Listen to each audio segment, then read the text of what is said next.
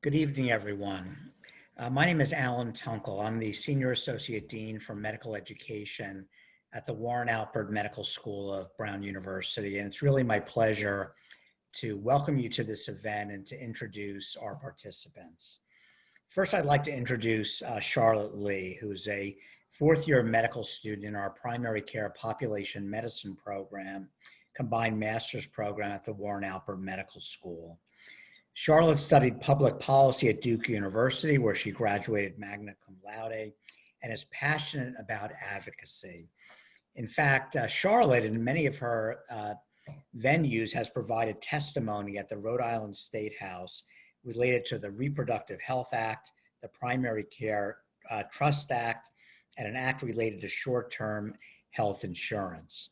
She completed an advanced clinical mentorship working with Dr. Christine Montross and her OBGYN patients at the Rhode Island Correctional Institutions. And she's applying for residency in OBGYN and plans to work with patients in jails and prisons. Now I'd like to also introduce Dr. Christine Montross, who's a 2015 Guggenheim Fellow in Nonfiction.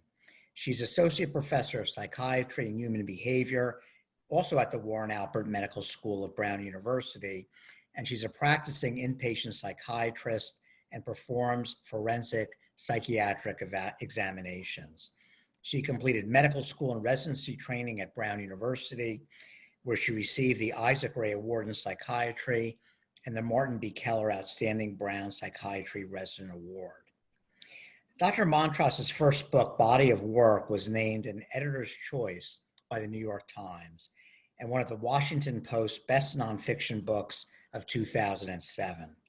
Her second book, Falling into the Fire, was named a New Yorker book to watch out for. I will tell you, I've read both of these books and they are absolutely outstanding. I'd recommend them both to you. But now we're going to talk tonight about her latest book, Waiting for an Echo, which was named a New York Times book to watch for and a Time magazine book to read in July. Christine, I have bought your book, but I want you to know I didn't have a chance to read it in July yet. So I'm going to read it personally in September, but I can't really wait to delve in.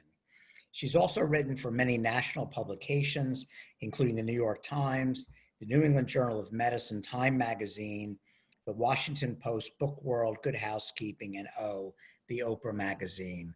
So please join me in welcoming Christine Montross and Charlotte Lee. Thank you so much, Alan. I really appreciate that. Alan and I used to work down the hall from each other, and it's hard to see you through a screen, Alan, but thank you for that kind introduction. I also really want to thank Charlotte for being here tonight. I'm looking so forward to this discussion. And a couple other people who were just instrumental in putting this event together were Chris Cambra and Julie Haynes. And originally, of course, we envisioned that this was going to be a big party at the medical school. The downside to that, of course, is that we aren't able to gather in person together. The upside is that I think there are people here from far-flung locations, and Chris and Julie and Louis Oppenheimer, who's been on the tech support end of this, have really been working hard to make this an exciting virtual event. So I'm really looking forward to it tonight. Tova Beiser at the Brown Bookstore also generously is offering a discount on the book from people who buy it from the Brown Bookstore. And I believe that link is in the chat. And so Chris has just popped that up there. And I also am sad not to be able to be in person signing books tonight, but am more than willing to sign book plates that are stickers that you can stick in the front of your copy of the book for people who buy a book from the bookstore tonight. Really looking forward to that and appreciate Tova and the Brown Bookstore for doing that. So, so the exciting thing about people from all over being able to watch tonight is I know that there's a strong Midwest contingent that might not have been here had the event happened in person in New England. I think I have family from the Midwest, dear friend in the Upper Peninsula of Michigan, people on the West Coast, friends and family. And I think if all went well, my very good friends Ted and Scylla watching from New Zealand, where it's 11 a.m. tomorrow. So hopefully they can just let me know that this all went okay. Yesterday during the rehearsal, we had a power outage. So it'd be great to know that it all went fine since they're existing in the future. Charlotte and I I'm gonna read a little, we're gonna talk a little bit, and then in the Q&A portion, Q&A button, if we're gonna have a little question and answer session at the end. So if there are questions that those of you who are watching from home have at the end, please just type them in the Q&A and we'll get to that at the end. So with that, Charlotte, what do you say? Shall we get going?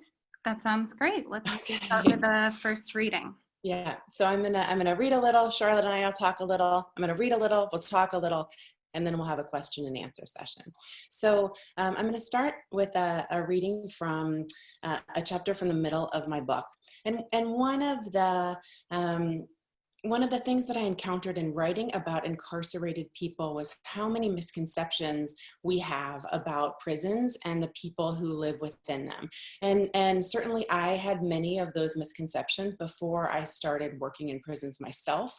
But I think some of the primary ones are that we don't acknowledge that many people are held in pretrial detention, which means that they are held in our nation's jails without having been convicted of any crime. So in a nation that really prides itself on people being innocent until proven guilty, we have an extremely large number of people behind bars who've not been convicted of any crime, but who can't afford to pay bail to get themselves out of prison.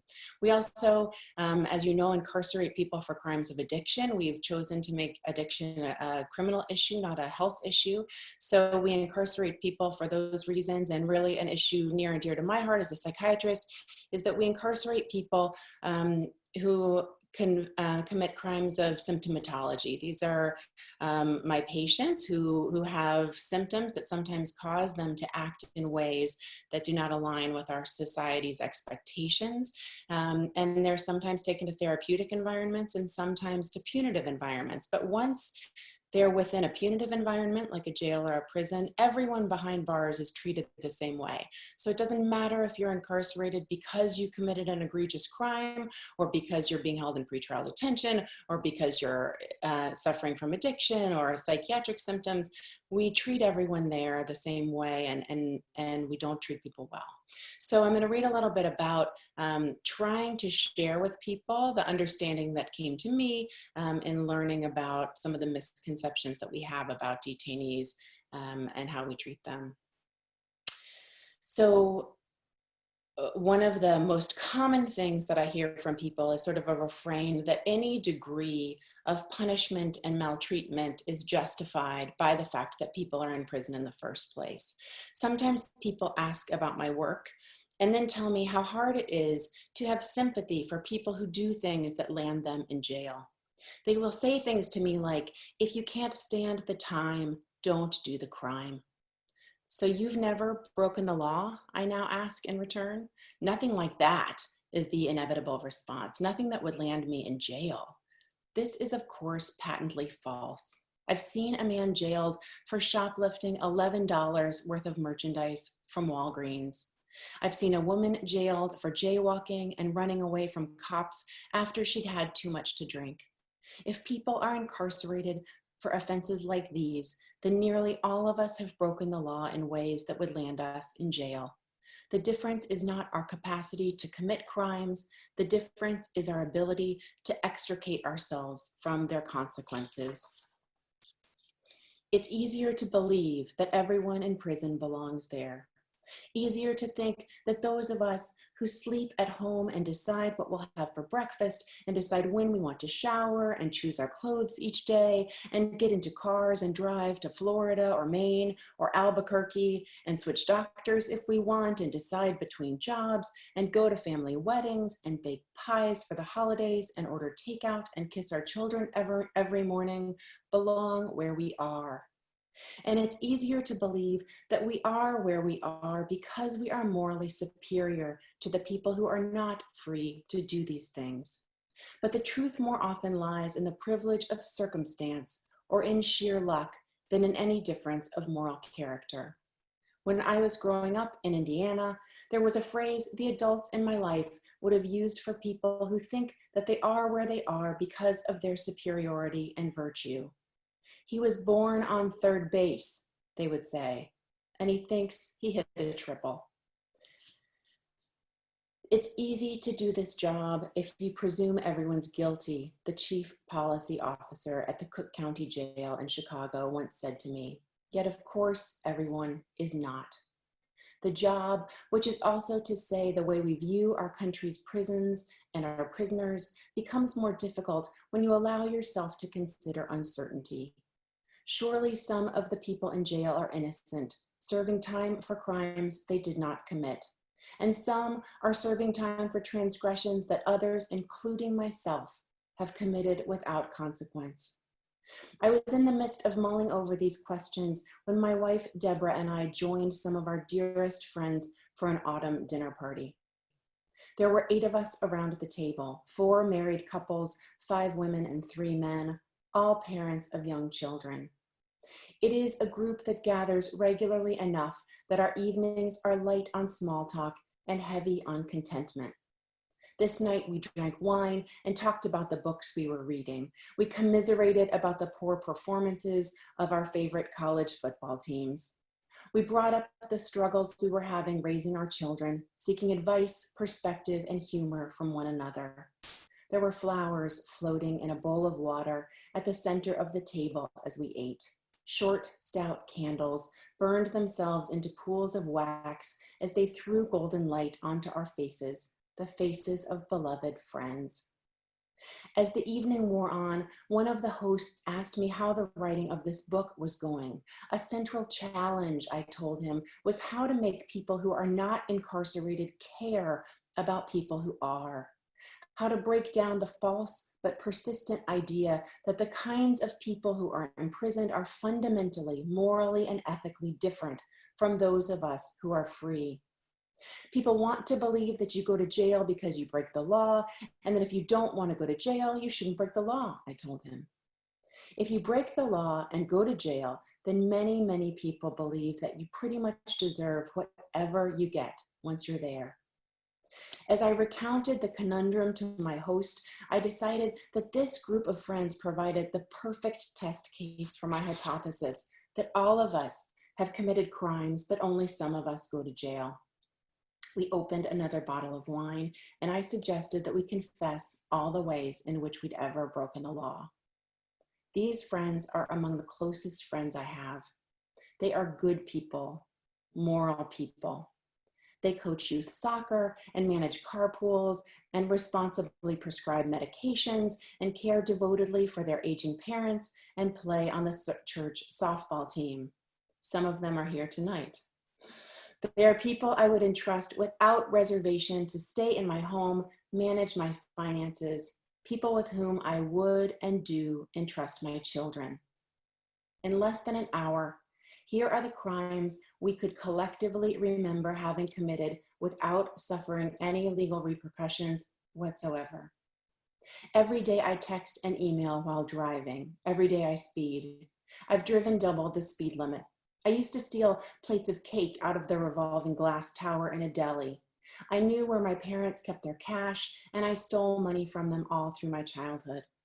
I used to steal bulk candy every time I went into the grocery store. I drank underage.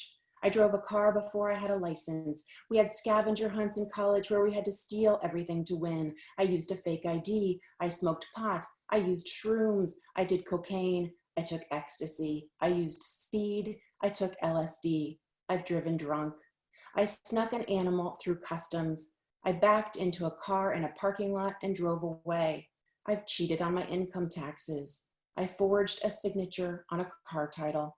I evaded police when they forged a college degree to get a trade license. I bribed a police officer after I was caught drunk driving.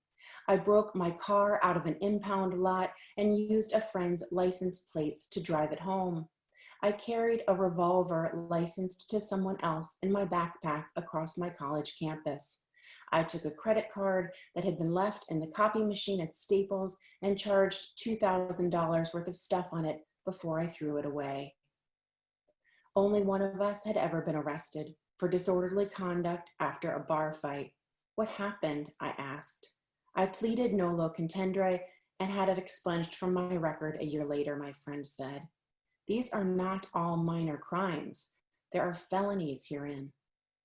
After the dinner party, I told another friend about the question I had posed and some of the answers I'd received. She told me that a few days prior, she'd mailed a package of marijuana edibles to a friend. Marijuana remains illegal in both the state where my friend lives and the state to which she mailed her package. Interstate drug trafficking is a federal crime, I told her. She looked at me wide-eyed and gulped. Then she started to laugh. So I guess it wasn't very smart of me to use my credit card to pay for the postage. It will be easier if we don't pretend that we who live free lives are morally superior to the people who sit in the cells I describe.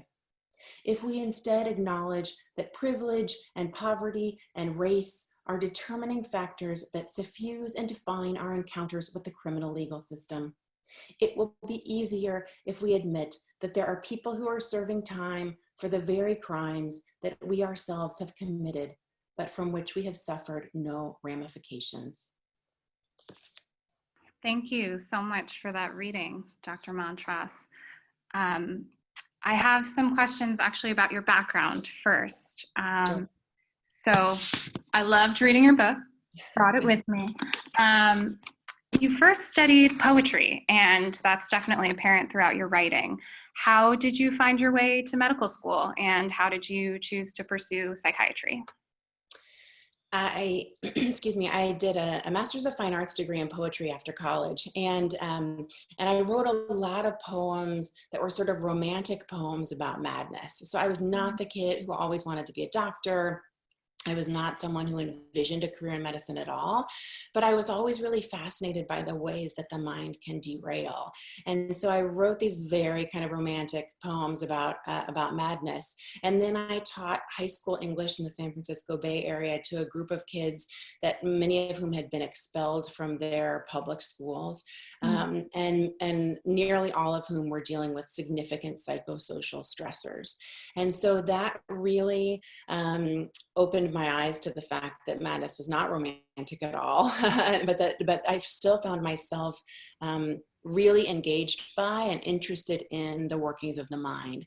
And I thought about a career in psychology or in social work, but I saw that the kids that I was teaching, that the first line of treatment for them, appropriately or inappropriately, was often medication. And some of the students I treated were very helped by the medicines. Some of them slept through my class and gained an enormous amount of weight and didn't improve at all on them. And so I determined that I really wanted a career in mental health, but I also wanted to understand the brain enough to know when medication was appropriate and when it was not. Thank you. Kind of a little bit further into your path. I know in your book you talk about a time when you were considering what path to pursue after residency, when you were thinking about your first job after residency. You had talked about a mentor who asked if you thought about working in prisons, and said that all of the most interesting physicians she knew worked in prisons. And at the time, you were really not interested, and said, why devote my time and attention to people who had committed crimes when there were so many innocent people who needed care? And I think, throughout the book, you explore all of these ideas about what is innocence, what is evil, the feeling of revenge, and what it means to be deserving of care. I'm curious if you could go back now and speak to yourself when you were that resident, kind of thinking through your options. What would you say about this work? First, I would tell my resident self that when you have a new baby and you have a month of overnight shifts, you have to sleep during the day or else you're going to get shingles. That would be lesson number one. That's not the question that you asked. Right. No, I think that really the turning point for me that I did not understand, that helped me expand my ideas about incarcerated people, came from treating patients in the hospital where I work. So I work on two inpatient units at Butler Hospital, freestanding psychiatric hospital here in Rhode Island, and I love my job. I work on the intensive treatment units, which are the psychiatric versions of the ICU. So people who are very, very psychotic, manic, actively seeing visions or hearing voices, or really trying to hurt themselves or other people. And what I learned in my job there as the years went on is that many of my patients came in contact with the criminal legal system. And often when they did so, it was, as I said in the beginning, it was because of their symptomatology. They were shouting in the Starbucks, or they were charging through TSA, feeling as though they needed to get on a plane to Washington to stop some Chinese plot. And then when in those moments, the police were called, and there was a branching point in those moments where the police encounter determined whether they were brought to the hospital or brought to jail. Mm-hmm. I started doing competency to stand trial evaluations in the jails and prisons to see what happened to my patients when they went into jail. And what I found was really, by and large, the people that I would see in jail were often indistinguishable from the people that I would see in the hospital setting. So I think that I had a kind of false binary in my mind as a resident, that there were people who, were innocent and deserving of my treatment and care in the hospital setting, and then there were people who had done bad things who were in prisons. And if resources were scarce, why would I spend my time there? And I didn't fully understand the degree to which that population is a fluid population and moves back and forth so regularly. And one of the things that I learned so much about from your book also, and I think a lot about that point in time, that critical decision of, does this person need healthcare or does this person need punishment? You talk a lot about the history of how jails and prisons became a place for people with mental illnesses. Can you tell us a little bit about that background? And I remember one of the most significant statements that was shocking was that Chicago's Cook County Jail is the largest mental health institution in the country, effectively. So how did we get here? Yeah. So to really understand that question, you have to go back to the 1960s and 70s and 80s to a time when we moved people from the state psychiatric hospitals into the community. And in 1963, the Community Mental Health Centers Act was passed, and it was passed really with really solidly good aspirations. The hope was that with new medications and new treatments, that patients who had been in these hospitals, which in fairness were often pretty draconian places, could instead be moved into the community and treated in the community in ways that were more humane. In fact, what happened was the promise of shifting funds from the hospitals to the community never materialized. And so suddenly you had people who needed a high level of care. They needed housing, they needed food, they needed medications and treatment, not receiving any of those things. And suddenly they were on the streets and sleeping in doorways and begging for money. So there was this shift from severely mentally ill people being under the auspices of healthcare to suddenly being in the realm of criminal justice. And that really began decades ago, but we're certainly seeing it continue even today as mental health funds continue to be cut and psychiatric beds are few and far between in some places. And so that disparity really remains. And the outcomes when people with mental illness end up in a punitive environment versus a therapeutic one really result in extraordinarily different trajectories. Definitely.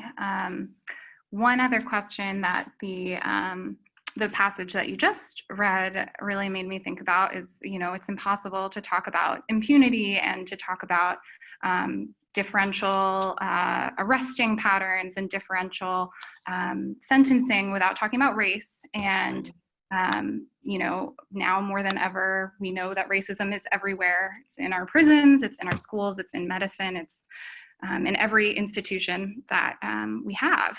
And some of the, again, jarring statistics from the book were that more than 60% of the prison population are people of color, that in their lifetime, 1 in 3 Black men can expect to go to prison, particularly horrifying.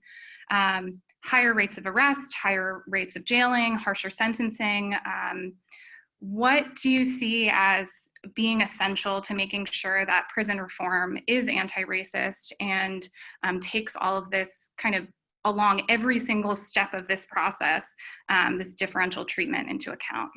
Yeah, a critically important question, Charlotte, and such an important question in this moment too, when I think that there is a recognition of the racist policies and tendencies in our legal system in general. And so I think about the fact that we're talking a lot about police response right now, but of course, police response leads to jail and prison. And so it's really a continuum, and it's important to acknowledge the effects of racism at every step in that continuum.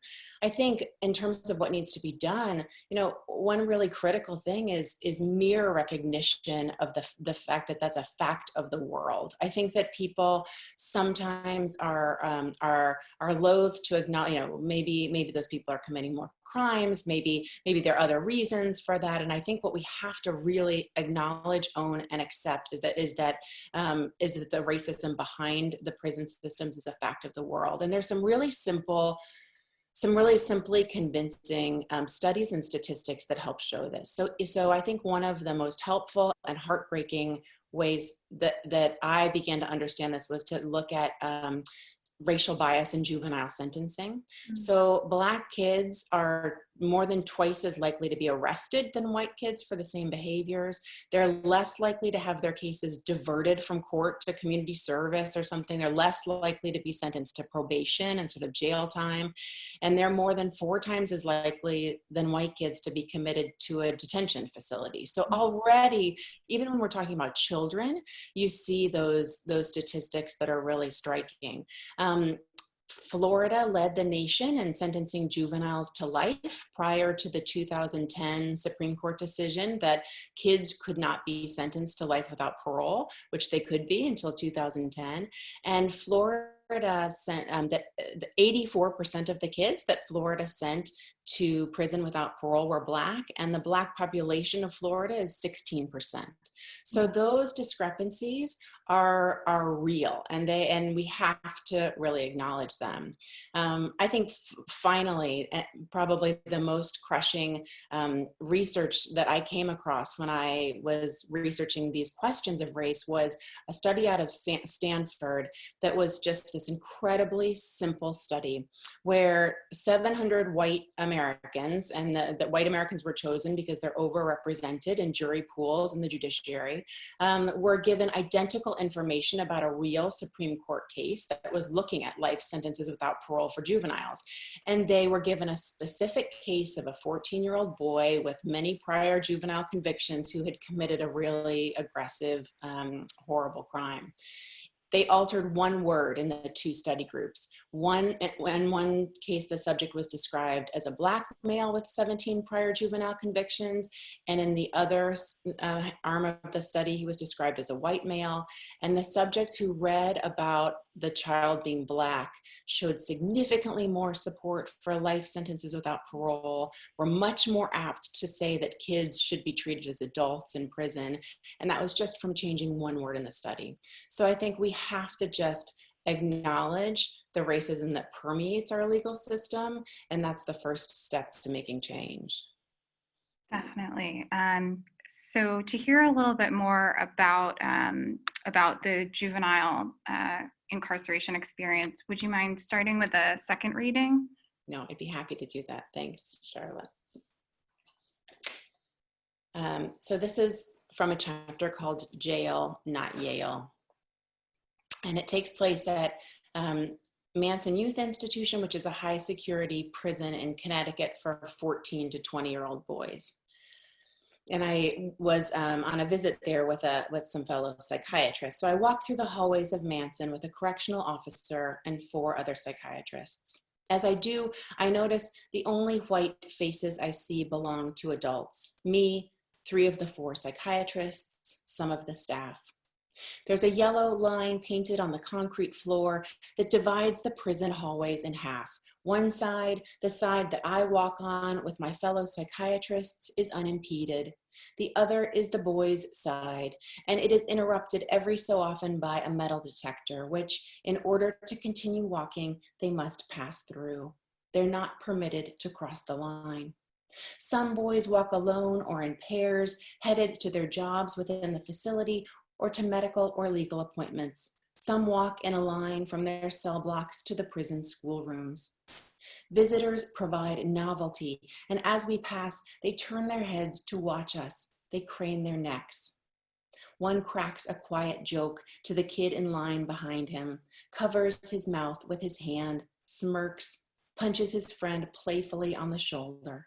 The friend laughs, watching the CO out of the corner of his eye, ready to become stone-faced should the CO turn to spot them. The boys wear matching baggy tan tops and bottoms that in another context I would have assumed to be scrubs. We go into one of the prison housing units and a jocular guard greets us at the door. We are collectively introduced as psychiatrists from Yale, and he breaks into a wide smile. "This is jail, not Yale," he wisecracks. "I used to work at an adult facility, Maximum," the guard says. When the inmates would ask for special favors like books, we would say, "Where do you think you are, yo? This is jail, not Yale." All around us are the brown faces of teenage boys looking through their cell doors. Their expressions are solemn. They pay attention. "Oh man," the guard says with a chuckle, "I haven't thought about that for a long time. You all enjoy your visit." The CO takes us to a cell that is empty so that we can look inside it. The cell is tiny. We have to take turns walking inside because it cannot hold more than 2 of us at once. In the cell is a set of bunk beds, each with a 2-inch thick mattress. There is a small metal toilet, a small window in the metal door, a small amount of room to walk on the side of the bunk beds to the door or the toilet. There is nothing else. We are then brought to the library. A young man is there holding a book, getting ready to leave. The officer taking us around introduces us to him. The young man greets us politely, then volunteers that he's spent 4 years here. "It was my first offense," he says. "First and only. I'm not coming back." I wonder what first offense gets you 4 years. I look at him, subtract 4 years from his face as best I can, and think he can't have been much more than 12 when he began his time here, though I know the prison's youngest inmates are 14, so he must have been at least that old. 14 when he came in, perhaps, and 18 when he leaves, his high school years all spent in prison. There is a school area in the prison, and in the hallway, the students' work is taped up to the walls. There are pages describing what a stereotype is. There is a paper on Down syndrome. There is an art poster, a photograph of a wooden African mask. Because we are on a tour, we're being taken to see the kinds of programming that happens here. It is not nothing. I do not mean to say that it is nothing, but mostly the visit has been about the good the prison is doing. Library, school, art poster. I am glad these things are here. I do not doubt their legitimacy, but it has felt disingenuous that we haven't really discussed the punishment that happens here, the punishment at the core of why this place exists. We attend a meeting with psychologists, teachers, social workers, correctional officers. We're given a chance to ask questions. What's the most severe punishment that can be leveraged against a boy held in this facility? I ask a psychologist. He can be sent to segregation, she says, noting that the practice of solitary confinement exists for incarcerated children just as it does for adults. For how long? I ask. Up to a year, she says. Take the developing brain of an adolescent, 14, 15, 16 years old, put him in seclusion for a year. He touches no one, is touched by no one. He yells out, perhaps, or he stays silent, but he interacts with no one. His meals are pushed at him through a slot. We know that isolation changes and damages the adult brain. What about the effects of segregation on the still developing brain of a child? And a child who presumably has already lacked the foundation for good decision-making, has acted with extraordinary impulsivity, has perhaps enacted terrible trauma, and perhaps also endured terrible trauma. What then? The programming we've seen here, I ask the psychologist. The school, the library, the vocational skills, do the kids in segregation get that? In theory, yes, she says, but in practice, it's very hard to arrange. She says they have an hour of recreational time each day, during which they're also isolated from other inmates. One of the fellows in my group asks, do they have television in their cells in isolation? Do they have radios? Do they have books? She says there are no electronics. She says sometimes the mental health workers will give them books. I hear in my mind when the inmates would ask for special favors like books. Then what did they do if they don't have electronics or books, the fellow asks. His question hangs in the air. It is not answered. There is no answer. The American Academy of Child and Adolescent Psychiatry has been concerned enough about the answers to those questions that they've issued a policy statement on the solitary confinement of juvenile offenders. The potential psychiatric consequences of prolonged solitary confinement are well recognized and include depression, anxiety, and psychosis, they write. Due to their developmental vulnerability, juvenile offenders are at particular risk of such adverse reactions. Furthermore, they continue, the majority of suicides in juvenile correctional facilities occur when the individual is isolated or in solitary confinement. When we had passed the boys' cells, we passed one cell in which a boy was alone, standing on his toilet, neck craned, stretching his face toward the ceiling and talking out loud at full speed. I said nothing, assuming the boy was mentally ill. After all, I frequently see patients who are actively hallucinating, who are in conversation with visions that no one else can see or voices that no one else can hear. Responding to internal stimuli is the notation I make in the chart to record that my patient remains tethered to these perceptual abnormalities of psychosis. Down the hallway, we then passed another boy in another cell in the exact same position, doing the exact same thing, at which point I knew that the conclusion I had come to was wrong. Though I've seen countless patients in the throes of psychosis, I have never seen the symptoms of mental illness manifest themselves identically in different people. Why are they standing on their toilets? I asked the CO. It's a big problem, he said. They figured out that they can talk to each other through the vents. It's loud in here, and also they get in trouble if they're shouting out their cell doors, so that's the only way they've got to talk to each other. They climb on their toilets to get up near the vents, and then they have whole conversations that way. This is the human pull for connection, the lengths of discomfort and risk and innovation that human beings will go to in order to reach out to another, to hear from another, to be heard by another. The image of it brings to mind the autobiographical words of Richard Wright. I would hurl words into this darkness and wait for an echo. And if an echo sounded, no matter how faintly, I would send other words to tell, to march, to fight, to create a sense of the hunger for life that gnaws in us all. Thank you. You know, in a time when we are all more socially distant and more isolated than ever, you know, I've never thought more about our inherent need for human connection. How has this pandemic affected the way you think about solitary confinement? And can you tell us a little bit more about just how solitary confinement and segregation disproportionately affects those who have mental illnesses? Yeah. So we know that solitary confinement that people respond to in a predictable way when they're isolated.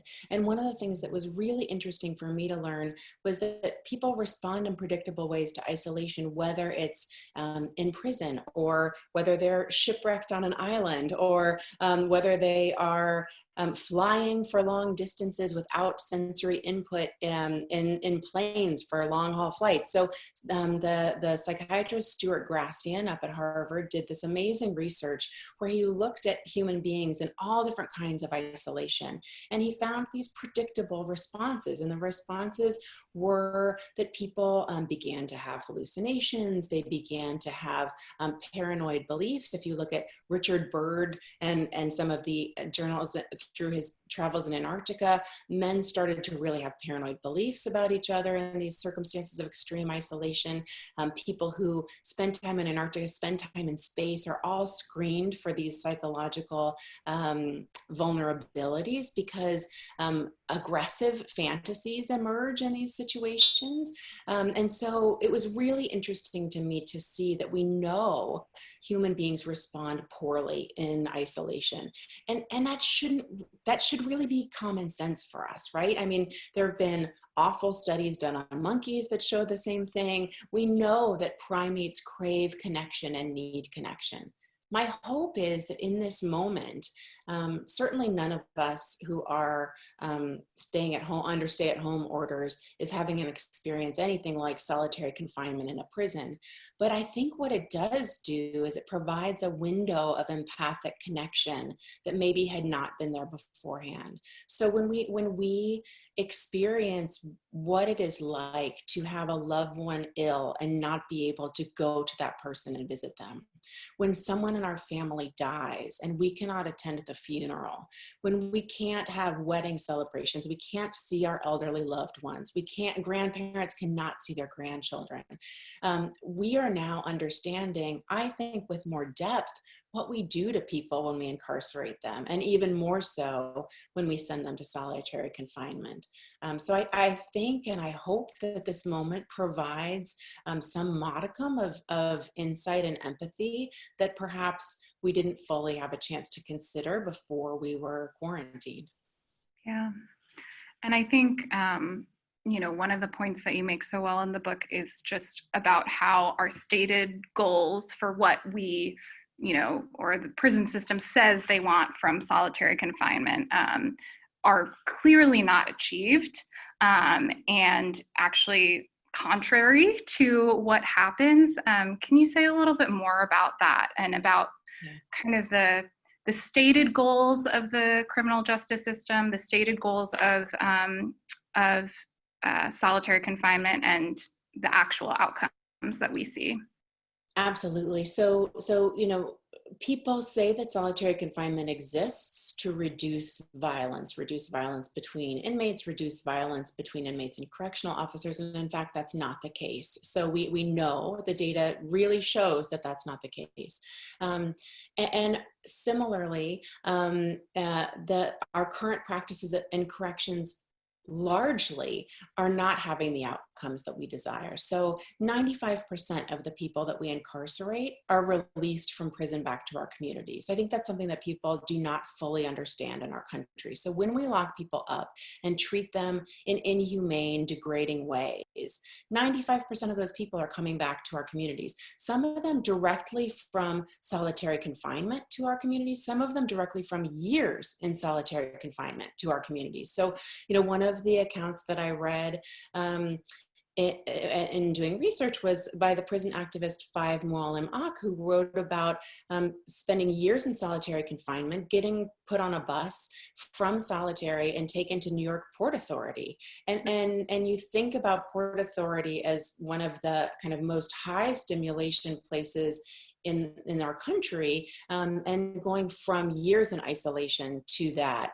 And then what we say we want, which is, well, we want those people to reacclimate into society and become productive citizens.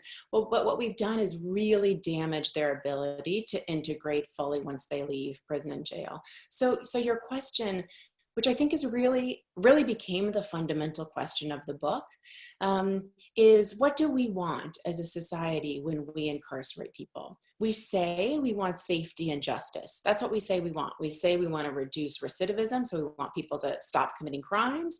We want our communities to be safer, and we want to be a just society. Actually, what we're really good at is vengeance and suffering. Our practices really excellently make people suffer. They're not great at safety and justice. And if you look at our recidivism rates, they are not helped by our draconian practices. What we do really well is punish people and have them suffer when they're in prison. The models that I looked at of places that do better with safety and justice and do better with recidivism treat people more humanely when they're incarcerated. So I think that the question of the book really became, we have a choice, and what do we want to choose? We can't hold fast to both things. We cannot say that we want safety and justice, and we also want people to suffer while they're in prison. So are we willing to relinquish the idea that incarceration must inherently be degrading and dehumanizing in order to achieve the results that we want? And I think that's a philosophical question that faces our nation. Definitely. And I think in terms of, like you were saying, kind of places that do achieve their stated goals, you talked a lot about in the book your trip to Norway and to Halden Prison. And I have to say, though, throughout the book, there were so many emotional, horrifying parts and stories that will stick with me. It was actually the parts about Halden Prison and about all of the different wraparound services there were, the respect, the support, just like the humanity in that model that actually was most upsetting, because I thought about the patients that I see and knew how they would thrive in that kind of setting. Can you tell us a little bit about your experience there and how they redesigned the role of a prison officer, how they came from a similar place to where we are, and were able to make this huge reform, this huge shift in the way that they think about prisons? Yeah. And for me, that section was so much about hope. I think I have a lot of hope that people will say our system is broken. It's broken beyond repair. And I don't believe that. And I don't believe that in part because other places are doing it well. And so it's not like we have to reinvent the wheel or we have to come up with some solution that doesn't exist. In fact, there are places that are doing it well, and it's just about deciding to follow their model. So I found that incredibly, yes, it's terribly sad that's not the way we're doing it now, but I found it incredibly hopeful to go to these places and see that there was a way through, there was a path out of these practices that we're doing now. So one of the places, so I went to Scandinavia to conduct research on alternative methods for incarceration, and what you're describing at Halden Prison was a change that came about in Norway in the 1990s. The recidivism rate in Norway was very similar to ours. So they had about a 70% recidivism rate, which is very similar to our 2 or 3 year recidivism rate from our state prisons. So meaning 70% of people were committing another crime after they left. Their prisons were violent places. They had significant acts of violence between detainees. They had a couple of correctional officers who were murdered. They had escapes. They had quite a bit of vandalism in the prisons. And so the government created a task force to try to determine how to fix corrections in Norway. And what they determined was something that the warden there described to me as a decision that they had to stop meeting hard with hard, and they had to start meeting hard with soft.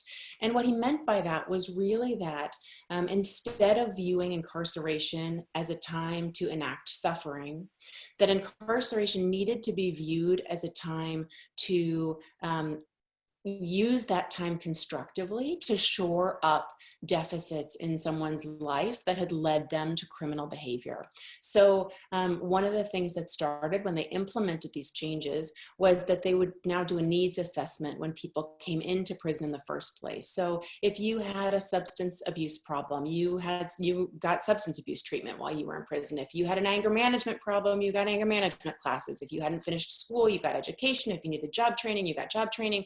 So they really looked at the period of incarceration as an opportunity to constructively build up the person so that then when they did enter back into society, they would get a job and pay taxes, that they would be a good neighbor, that they would stay out of prison and stop costing the state that money. So they took this extremely logical, pragmatic approach, and it's really worked. So their recidivism rate dropped to around 20% and has stayed that way. But I was so struck, you mentioned the change in the role in correctional officers, and that was a really key component of the change, that instead of correctional officers being focused purely on security, they started to be focused on and more of like a social worker role. So talking to people about, why was it that you committed this crime? What do you think can prevent you from being in this position again in the future? What are your plans for the future? What are your plans for your family? What are your plans for your finances? And to really have more of a relationship than just a security role. So it's a fundamental reimagining of how we view incarceration, but it was such a sharp contrast to me to both the really punitive elements of our system and also the very American idea of doing time, like you're just doing the time when you're in prison, as opposed to this really constructive use of the time to improve the people who are held within and therefore the society. Definitely. That's a very hopeful note to leave on. I wanted to make sure that we had time to answer any questions that folks in the audience had. Chris, I know you have access to those. Are there any that you'd like to share? Sure. There is one here. Yes, if anyone has a question, please put it into the Q&A. Were you ever intimidated by having to work with people who were actively having visions? How do you deal with this double stigma? I'm not sure that I understand the double stigma part, but I will say, I think that for a lot of medical students, that can be something that can be intimidating to work in a place where there's severely mentally ill people. I think, one of the through lines in so much of my writing, I think, is really trying to break down the idea that there are people who are other than us, and then there are us. And that's true in this book about prison, and it's also true in my second book, which was really about severe mental illness and the most compelling clinical encounters that I've had. That book, Falling into the Fire, I think really was aimed at trying to, in the same way that the first passage I read was really to say, there's not the difference we imagine between those of us who are incarcerated and those of us who are not. I think that really seeing a person as a person, and some people are afflicted with high blood pressure, and some people are afflicted with diseases of the mind, and it becomes much easier to sit with a person and not be intimidated by them when you understand we all have our differences, right? We all have things about us that are challenging, and we all have things about us that are delightful, and that's true of people who are mentally ill as well. So, of course, part of psychiatric training is having a deeper understanding of people who have hallucinations, and so with understanding comes more ease and compassion in all realms, and that's true as well. Great. Okay, so we have a message from the future. Ted says, it's sunny on Friday at midday. And Love it. Happy to be part of this with you. His question is, what is your greatest hope for having this book in the world? What audience are you most wanting to reach? I really think that audience of people that kept was driving me nuts during it, saying, if you can't stand the time, don't do the crime. I mean, I really think, of course, I want all people to read the book, because the truth is, we all do this to people in prison. We elect people who are putting policies in place, who are tough on crime. And tough on crime means, in our country, that we are electing people that dehumanize others. So the audience is all of us. We have to understand. My hope was to look behind bars and see, what does it mean to live in a society where we put people in cages, and to really have to reckon with that, but also to see a way through, to see alternatives to that. So one audience was very broad, and the other was to challenge very smart, very compassionate people I know who think, gosh, I might not even be able to afford for my kid to go to college. Why would I want to spend money educating a prisoner? And so I think it's those people who see no value in programming, in support, in healthcare, in kindness and humanity to those who are in our nation's prisons, that I wanted to speak to say, it deserves us all when we degrade one another. And that if we are seeing 95% of these people come back into our communities, then it is in our best interest, if that's all we can see, if we can only see our self-interest, it's against our self-interest to treat people in degrading ways. This is a good follow-up. So what can we as individuals and as citizens do to help bring about change? Vote, vote, vote, vote, vote, vote, vote. I mean, that's part one. That's part one, and that's where we are right now. So absolutely that. And I think educate yourselves. I mean, I think part of the writing of this book was because I consider it a privileged position to be able to go into these environments that so few of us are in and see the stories of people who live within them. And we must understand that people live within them. I mean, people pass years and decades of their lives, and these are mothers with children. These are single parents. These are elderly people. You know, so my hope was also to shine a light in these places that I think we often would rather not look and not think about. So I think just being willing to look and to acknowledge this is a part of our country. These are our citizens. Oftentimes, these are our most vulnerable citizens. When we think about the mentally ill people that we incarcerate, the children who've been so severely traumatized who we lock up. I mean, being willing to look at it, even though sometimes it is, as Charlotte said, some of the stories are difficult to read about. But I think if we are enacting those policies, then it's our responsibility to acknowledge what it is that we're doing. From your perspective as a psychiatrist and watching the movement to defund the police, what do you think would be a successful frontline model to responding to individuals with psychiatric decompensation on the street? Yeah, this is such a timely question and such a critical question. So we have decided, again, as a society, to have police be the front line for mental health emergencies. So when there's someone who is behaving in an erratic way, or when families are not able to obtain care for their very ill loved ones, they call 911. And when police are the first to arrive to psychiatric emergencies, sometimes the result is a good one. Oftentimes it can be really catastrophic. So mentally ill people are 16 times more likely to be killed by police. And that is something that we, as this current reckoning is taking place, we cannot underestimate the dangers for the mentally ill as well. And I think when I talked about a healthcare issue like addiction, like mental health issues being moved from the auspices of healthcare into the auspices of the legal system, we have to really understand the long-term trajectory of that. So an example that I write about in the book is that I saw two people, one in jail for a competency examination and one in my hospital, who had very, very similar symptoms and circumstances. So they were both were in the community causing a disturbance, yelling, shouting, and the police were called in both instances. In one instance, one of the men was taken to my hospital.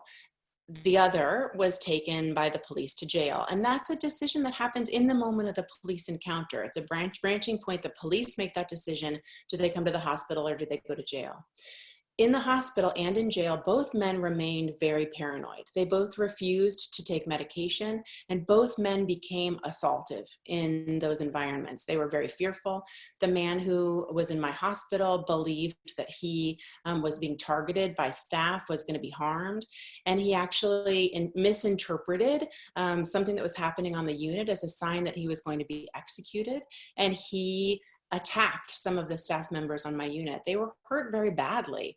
None of them pressed charges. They understood that he had acted out of his illness. Our response in a therapeutic environment was that we were more aggressive with his treatment, both his therapy and his medications. And 3 weeks later, he was released to the community with intensive aftercare services. The man in jail, who was also paranoid, was also refusing his medications, was asked to come out of his cell by correctional officers. He refused to do so. They performed what's called a cell extraction, which basically means they get a bunch of correctional officers and they pull a person out of their cell. He fought back, very paranoid, fought back, and he punched a correctional officer. Punching a correctional officer is an assault on a correctional officer. That's a felony charge. So he was then facing an additional charge in addition to his causing a disturbance in the community that came with up to 15 years in prison. So my patient in a therapeutic environment, same behavior, was released home with intensive treatment services. And the man who was in jail was incarcerated and incurred this additional charge and was facing spending the next 15 years of his life in jail. So we have to look at each of these moments, the moment of the police encounter, the availability of psychiatric beds so that police know that they can take patients to the hospital. There's several places in this chain, but the fundamental piece has to be, if people need a therapeutic intervention, they need a therapeutic place. Often in evaluations of patients, we shy away from asking patients about their legal history as a reason for prior incarceration, et cetera. I am wondering if we need to become more comfortable exploring our patients' interactions with the legal system. How can we better do this? I always ask my patients now if I learn that they've served time in jail or prison. I always ask about those experiences. I don't ask them about their charges. Often they volunteer them to me, but I never ask what they did, why they were incarcerated. You can infer often by the amount of time that someone was in prison, the severity of the crime of which they had been charged. But I do ask a lot of questions now about what the experience was like for them. So, and I learn a lot. So one of the things that I learned that I write about in the book was I asked one of my patients recently, he came into the hospital and he said he was having these terrible repercussions from his incarceration. He had been assaulted in prison. He was having nightmares. And I said, are the nightmares about the assaults? And he said, no, they're about the loaf. And I had no idea what he was talking about. And he taught me about the fact that there's something that is implemented in our prisons called nutritional loaf or Nutriloaf or management loaf, where one of the punitive practices in many of our jails and prisons is taking all of the leftovers from meals, grinding them up together, cooking them in a loaf, and serving slices of that loaf to someone as punishment. So sometimes it's, all the leftover meals. Sometimes it's things that tick nutritional boxes, but in fact are really foul together. So it might be a recipe that includes oats and margarine and mechanically separated poultry and beans, and it's all blended up together and cooked.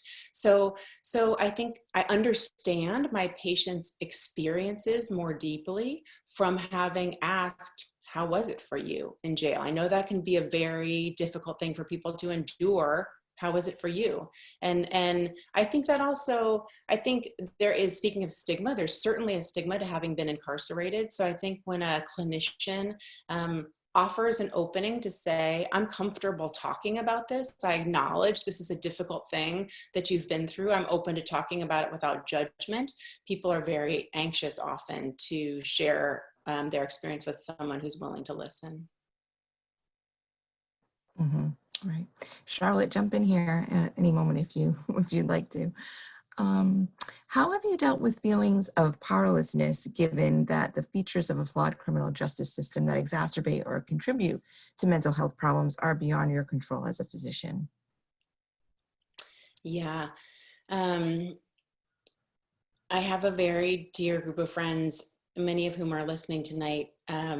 We call ourselves the corner pocket because we lived in the corner of a house in college together. And all of us, I think, are really terrible at helplessness. We say this all the time. So the good news is it means that we, you know, if any one of us is hurting in any way, there are gifts sent, you know, there are interventions that happen. It's really hard for any of us to sit on the sidelines.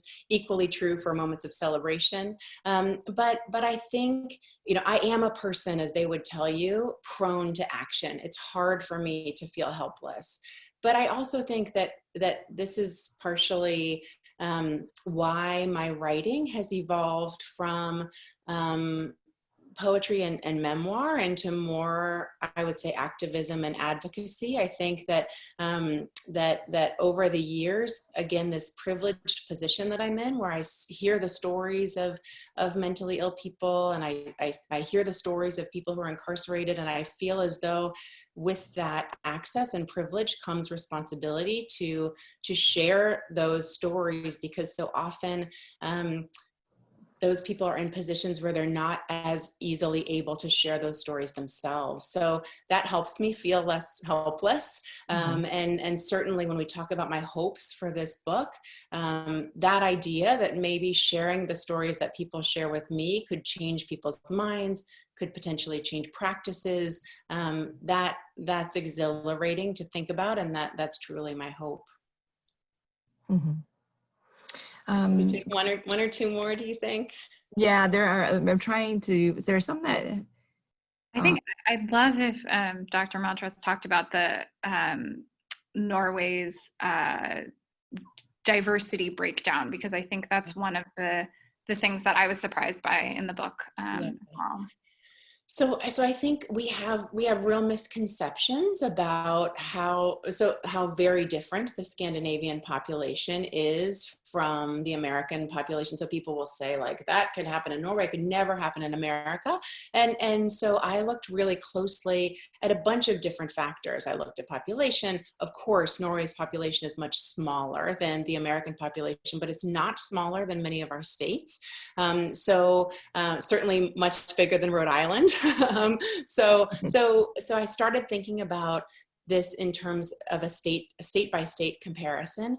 And in fact, so many correctional policies, apart from the federal system, are really made on a state by state basis. So that was an easy way to see this as a point of entry, that states could begin to make these changes.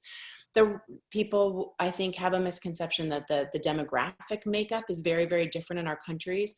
The specific demographics maybe, but I think it's an antiquated idea to understand Norway is a place of all white European people. There's a really substantial immigrant community now. There's a high percentage of kids for whom Norwegian is not their first language.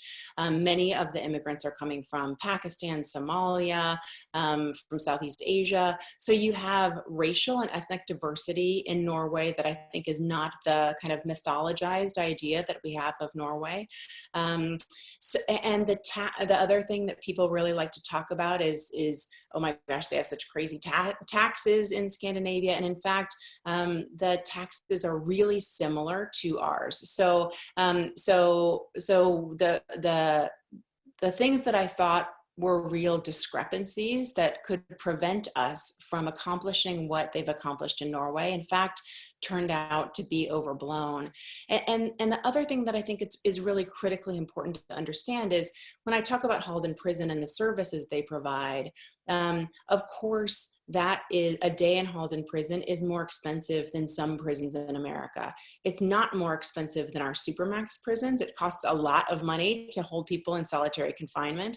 And also, you really have to take the long view and understand that with recidivism rates at 20%, that they may be spending more on a daily basis for someone's incarceration. But unlike in our country, people are not coming back over and over and over again to spend years and years and years in prison.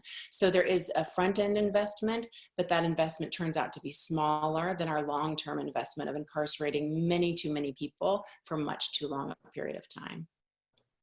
Mm-hmm. Want to do one more? Sure. Okay. After writing this book, what advice do you have for clinicians, primary care and other, who work with at-risk youth heading toward incarceration in terms of working with these youth to avoid the path toward prison? Yeah. So the philosopher Martha Nussbaum writes about ex ante and ex post solutions. So she writes ex ante solutions are things that we do in advance to prevent the outcomes that we don't want. So when we think about criminal behavior, ex ante solutions are solutions like education, nutrition, housing, substance abuse treatment, mental health treatment. Those are things that we know are interventions that reduce incarceration. They reduce criminal behavior, they reduce incarceration. Ex post solutions are putting people in jail. What you didn't want to happen has already happened, and the response to that is to punish them, and it's after the fact. And she writes about the fact that ex post solutions don't prevent the thing that you didn't want to have happen. So I think that, you know, our role as clinicians is to try to intervene in any way we can in those ex ante measures. And again, I think there's a real opportunity for advocacy here as a physician to say, we know when children are not getting their educational needs met. We know when they're not getting their nutritional needs met. We know when they're homeless. We know when they're in abusive or neglected situations. And for us to really speak up for that, and again, to push policy and to vote in ways that address those solutions on the front end rather than really flex muscle on the back end. And so I'd much rather be pushing time and effort and money toward kids to prevent them from being in prison than spend money locking them up. So if that was the last one, Chris, I just really want to say, Charlotte, I loved your questions. It was such fun to talk with you. They were so thoughtful, and talk about hope. I mean, to think about people like you entering into medicine and choosing to work in the prisons. You're much smarter than I was at that stage in my medical education. So thank you for your really insightful questions and for your passion and your interest in working in this field. Thank you so much. It was really a pleasure to be a part of this. So thanks. So feel free to click on the, I'm getting a little reminder to click on the link in the chat if you'd like to order a book from the Brown Bookstore. I am delighted to sign as many book plates as I can. I'm so very sorry that I didn't get to walk out of an auditorium and start hugging all of you in person, but I'm so grateful for people who attended and for your interest and care in this topic, which I feel obviously is so important. So thank you so much, and thank you to the Brown Medical School for hosting a terrific event.